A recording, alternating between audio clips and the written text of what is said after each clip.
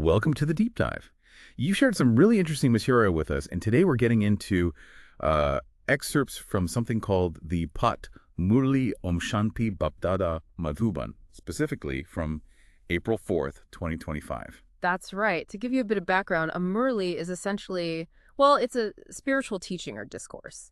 And the name Bapdada, that's a key part of this. It refers to God, the Father, Bap, combined with Brahma, who is considered the first human soul in this tradition. Okay. And Madhuban is like a significant place where these teachings are often given. So in essence, we're looking at a fascinating glimpse into a particular spiritual understanding of who we are and how we can transform. Right. So our mission in this deep dive is to really pull out the central ideas and perspectives offered in this Murli. We want to focus on how it talks about our spiritual journey, our identity, and its view of, current state of the world. Yeah. Ultimately, we want to give you a clear handle on these concepts and what they might mean. Okay, so let's start with something that jumped out, the idea of Purushottam. What does that concept represent here? Well, what's intriguing about Purushottam in this context is how it describes a state of being. The Murli tells us that deities are considered Purushottam because they are pure, or pavan. Pure, okay. Now, connecting this directly to, well, you and me, it explains that we humans are currently engaged in Purusharth, which means spiritual effort with the very aim of becoming Purushottam ourselves.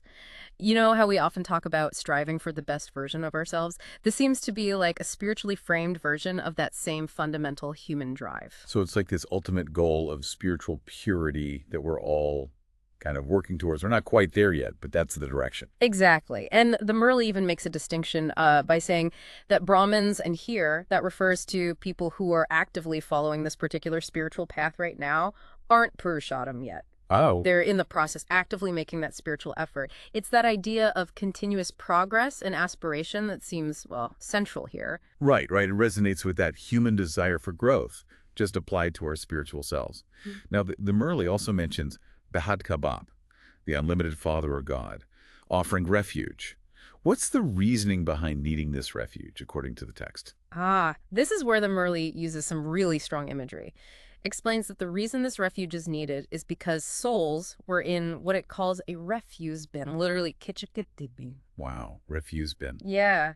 This is portrayed as a state of impurity, where souls are seen as having asurigun, or demonic qualities. It's a pretty dramatic metaphor for a state of spiritual degradation, wouldn't you say? A refuse bin. Huh. That's certainly a vivid way to put it. So the Bahad Kabab steps in as a kind of ultimate rescuer in this narrative. Precisely.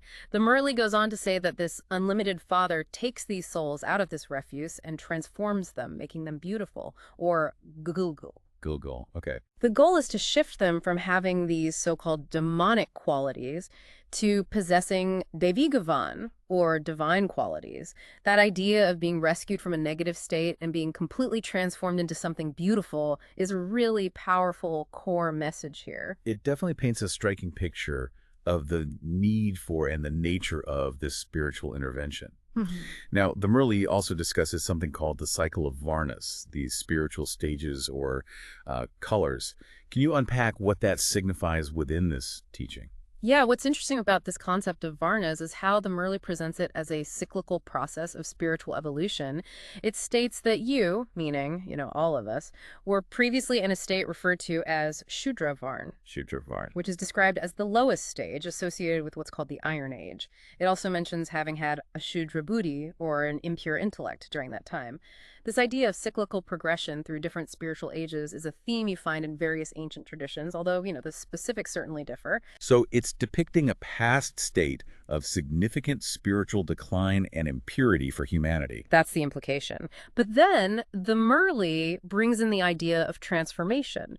It explains that the Bahad Kabab has transformed us into Brahmins at this particular time, known as the Sangam Yug, or confluence age, essentially, the turning point between these cycles. Sangam Yug, confluence age. Okay. It's important to note, too, that the Murli distinguishes this by saying that deities, those who have reached that Purushottam state, aren't referred to as Brahmins. Oh, right. The term Brahmin here specifically refers to those who are actively engaged in this spiritual effort during this confluence period. That distinction clarifies things. Yeah. And how does this framework view other religious traditions and their cycles? Does it mention that? That's a really insightful question, and the Murli actually touches on this. It mentions that other religions, like sannyasis, Islamists, Buddhists, they don't go through this same cycle of 84 births within their specific religious identity. However, the Murli does acknowledge that they do experience rebirth, although it suggests maybe a smaller number of these rebirths compared to the overall cycle being described here. It offers a unique perspective on the spiritual journeys within different faiths in relation to this larger cyclical view. Okay, so it's a specific model of spiritual evolution with its own timeline and categories. Now let's delve into this idea of adoption by the Bahad Kabab. That sounds like a really personal and significant aspect of this teaching. It absolutely is. The Brahma Kumars and Kumaris, who are the followers of this path, are considered a family that has been adopted by the Bihad Kabab. The Murli emphasizes a direct paternal relationship, stating that the Bihad Kabab is referred to as father, or Bap, not grandfather, or Dada. Right, Bap, not Da. Exactly, because the spiritual inheritance comes directly from the father. It's a very direct and intimate connection being described. That makes the idea of spiritual inheritance very clear. And there's a rather powerful analogy used to illustrate this adoption, isn't there? Something about a refuse bin again. Yes, and it's quite moving, actually. The Murli gives the example of a child who is found in a refuse bin and then adopted by someone who longed for a child. That adopted child would naturally call their new parents Mama Baba. Mm-hmm. The Murli presents this as a parallel to the soul's adoption by the Behad Kabab, from what it calls the unlimited refuse bin, that state of impurity we discussed, and also from what's termed the river of poison, or Vifaitana Nadi. River of poison. Yeah. The Murli even makes the strong statement that the current world itself is like a large refuse bin. This recurring imagery really underscores the idea of rescue and a new, divinely granted belonging. That continuous thread of imagery really reinforces the core message. So given this context of rescue and adoption, what is the specific purpose of this present time, this Sangam Yuga? Why is this particular moment in the cycle so important? The Murli is quite explicit about the significance of the Sangam Yuga. It states that the Bahad Kabab comes during this confluence age to turn night into day, metaphorically speaking. Right, night into day. This signifies the establishment of heaven, or Swarg, and the destruction of hell, or Nark. It's presented as a pivotal time of divine intervention to usher in a golden age. This directly connects to the song mentioned in the text, Yakon Aya Aj Sar, who has come this early morning. It's about the dawn of a new, more positive era. A critical transition period then, with a defined purpose of spiritual renewal and transformation on a massive scale. And what kind of conduct and inner state are expected of those who are part of this transition, those who are aiming for this higher status? Well, the Murli emphasizes that those who are destined for a high status in this new world will not exhibit what it terms demonic tendencies. Furthermore, the spiritual gathering, or yagya, through which one achieves this high status, should be approached with love and selfless service. Love and service, okay. The text even speaks of a deep level of commitment, suggesting a willingness to dedicate oneself entirely to this endeavor. Ultimately, individuals are encouraged to regularly engage in self-reflection, to assess their own spiritual progress, and ensure their actions are, in alignment with this transformative goal. So a strong emphasis on personal transformation coupled with selfless action and dedication. Now, the Murli also delves into the concept of divine qualities and what it refers to as royal conduct. What does that look like in practical terms? According to the Murli, to become like deities, to attain that Purushottam state, you must actively cultivate and embody divine qualities, or Daivigun. This extends beyond just thoughts and actions to even our habits, like eating and speaking, which should be royal. Royal. Yeah, this is likened to deities who are described as being moderate eaters with no greed, even when presented with a wide array of foods.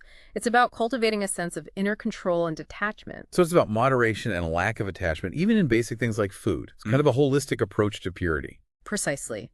The Murli explicitly labels greed related to food as asuri shalan, or demonic behavior. The ideal is a pure and simple diet. This links back to that overarching theme of striving for purity in all aspects of life. The Murli suggests that even these daily habits are reflections of our inner spiritual state and our progress on this path. That's a very concrete and relatable takeaway. The Murli also discusses the relationship between spiritual progress and service. How does one fuel the other within this framework? Right, the Murli presents spiritual progress as being intrinsically linked to both individual spiritual effort, or purusharth, and selfless service to others, or seva.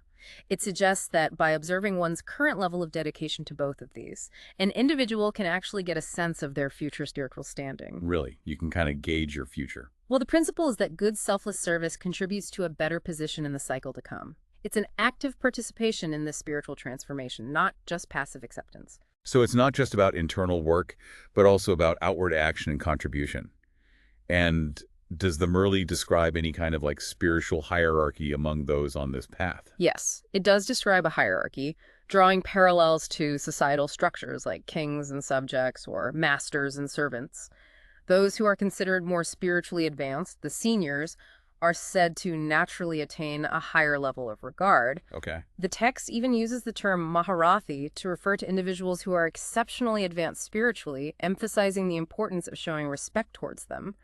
Disrespecting these spiritually senior individuals is seen as a significant misstep, even incurring a sort of spiritual demerit or sin. Interesting. A structured path with different levels of spiritual attainment, a corresponding sense of respect for those further along. Yeah. Now, a concept that seems to come up repeatedly is the power of remembrance, or yad. Why is this practice so central? Remembrance, yad, of the Bahad Kabab is presented as absolutely fundamental to the process of becoming pure. The ultimate spiritual goal, according to the Murli, is to depart from the physical body while in this state of remembrance of Shiv Baba, who represents the formless aspect of God. Leaving the body in remembrance. Exactly. This requires a conscious and consistent practice of detaching from worldly attachments and instead focusing on the soul's original bodiless nature.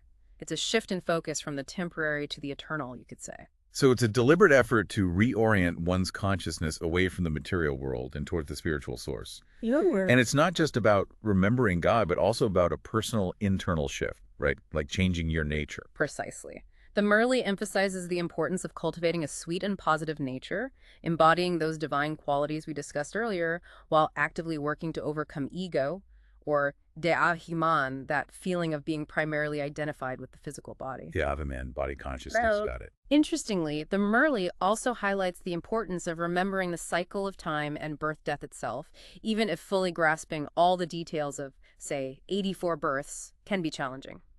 It's about understanding the broader spiritual context in which our individual lives unfold. A comprehensive spiritual practice, then, involving focused remembrance, intentional detachment, and the cultivation of virtuous qualities. Finally, the Murli addresses the end of the current world and the beginning of a new one. What are the key ideas presented there? The Murli states quite clearly that the current drama, or world cycle, is reaching its conclusion. This understanding necessitates a sense of detachment, or vairagya, from the old, imperfect world as it approaches its end. Detachment from the old world. Yes, the focus of one's intellect should instead be directed towards the peaceful abode, or shantidam, and the abode of happiness, or sukdam. These represent the spiritual destinations that lie beyond this cycle. It's a turning away from the impermanent and towards the eternal realms. A sense of the cyclical nature of existence, and a focus on the spiritual realities beyond the current world. And there's also connection made to the teachings of the Gita, isn't there? You mentioned that. Yes. The Murli refers to the well-known teaching from the Bhagavad Gita, Manmanapav, which translates to, "Fix your mind on me." However, it offers a specific interpretation of this teaching, suggesting that many who recite the Gita don't fully grasp its intended meaning. How so? According to the Murli, the true essence of Manmanapav is to detach from identification with bodily relationships and to recognize oneself as a soul. The current time, the Sangam Yuga, is presented as a crucial period for directly receiving spiritual inheritance, or varsa, from the Father. So it's recontextualizing a familiar spiritual teaching within its own framework, emphasizing detachment and soul consciousness as the key. Looking back at our deep dive into this Murli, what would you say are the most important takeaways for you, our listener? Good question. I think the most resonant idea is the journey of profound spiritual transformation, moving from a perceived state of impurity towards purity. The Murli really emphasizes the importance of seeking a connection with a higher spiritual power, the Bahad Kabab, as a way to navigate the challenges and negativity of the current world, that refuse bin. Right. It also strongly underscores the essential roles of personal spiritual effort, that purusharth, selfless service, seva, and consistent remembrance, yad, of the divine in making genuine spiritual progress. And finally, it highlights how cultivating divine qualities and living a life guided by purity contributes to overall spiritual well-being and, well, a more elevated future according to this perspective. So a comprehensive vision for spiritual growth and the unique perspective on our place in a larger cosmic cycle. It certainly provides a lot to reflect on. Indeed, it's quite a framework. Well, this has been a truly illuminating deep dive into the Pat Murli Om Shanti Bapdada Madhuban. Thank you for sharing your insights. My pleasure. Always interesting material. And now, for our final provocative thought for you, our listener. Considering the powerful and recurring metaphor within the Murli, this idea of being in a refuse bin, we invite you to take a moment to reflect. Think about any personal attachments, ingrained habits, or perhaps even ways of thinking that you might consider your own form of impurity. What might you want to consciously detach from in your own journey towards greater clarity, inner peace, and perhaps a more fulfilling state of being? Even if the broader spiritual framework discussed isn't something you fully embrace, this invitation to self-reflection and the potential for positive change is a valuable one to consider. Thanks for diving deep with us.